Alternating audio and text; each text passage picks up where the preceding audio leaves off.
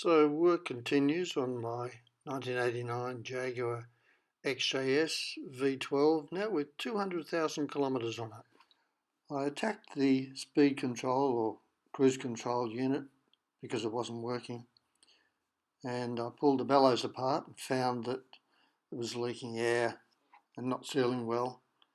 So I replaced the bellows. I painted the ends of the bellows in gold paint to make them look a little nicer. Then I removed this troublesome unit, which wasn't allowing the vacuum to go to the bellows. This is a supplementary unit, not really required. So I reconnected the vacuum hose directly from the manifold to the bellows. I then tested the operation of the controller, testing all of the wiring. This is a view from underneath the glove box on the left-hand side. So the unit can be removed without removing the glove box. And I now did a test on the unit.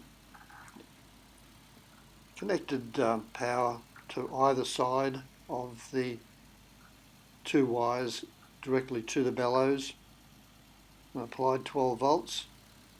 And you can see the operation of the bellows as I make the connection, so it's proved that it's working.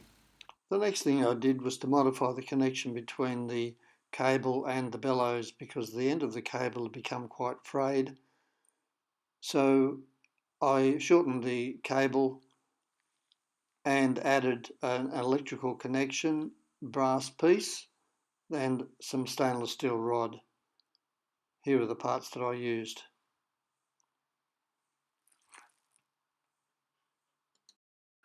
I then did a dry run with the brass connector, the stainless steel rod, and the original pin in place. And there's the cable which I shortened. And here's the whole assembly in place: shortened cable, the electrical connector, and the stainless steel rod.